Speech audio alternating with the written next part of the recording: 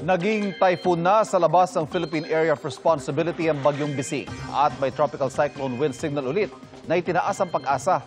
Ang latest ihahatid ni Amor La Rosa ng GMA Integrated News Weather Center. Amor.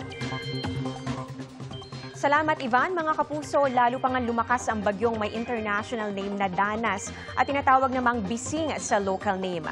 Dahil po sa inaasahang pagdikit nito ulit sa Philippine Area of Responsibility, nagtaas na ng wind signal ang Pag-asa. Nakataas po ang signal number 1 dyan po yan sa Batanes kung saan po mararamdaman yung malakas na bugso ng hangin na may kasamang mga pag-ulan. Dito rin po nakataas ang gale warning ng Pag-asa, ibig sabihin may mga malalaking alon at delikado po yan sa mga sasakyang pandagat.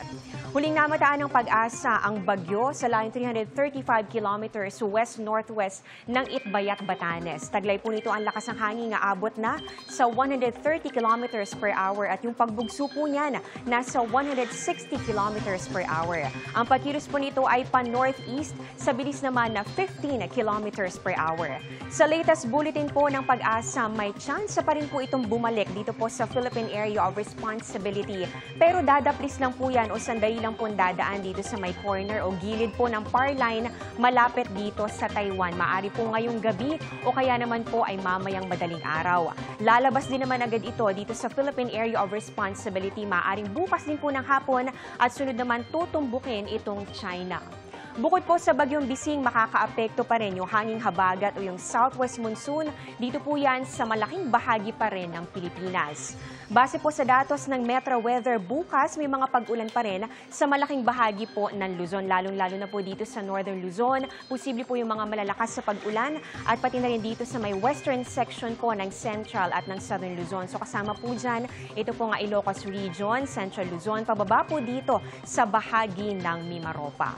May mga kalat-kalat na ulan din po na inaasahan sa Visayas at pati na rin po sa Mindanao. Posible po dyan yung heavy to intense rains kapag po meron tayong thunderstorms, kaya maging alerto pa rin sa banta ng baha o landslide.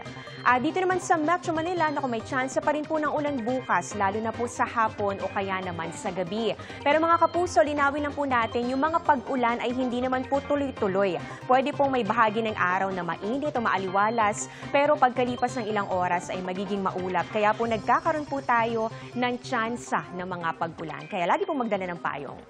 Pagsapit naman ng Martes, may tsansa rin po ng ulan sa umaga. Dito po yan sa malaking bahagi po ng Luzon. At bandang hapon, halos buong bansa na po ang makakaranas ng mga pag-ulan. Halos ganito rin po ang maaaring maranasang panahon pagsapit po ng Miyerkules. Pwede pang magbago ang outlook, kaya patuloy pong mag-monitor ng updates.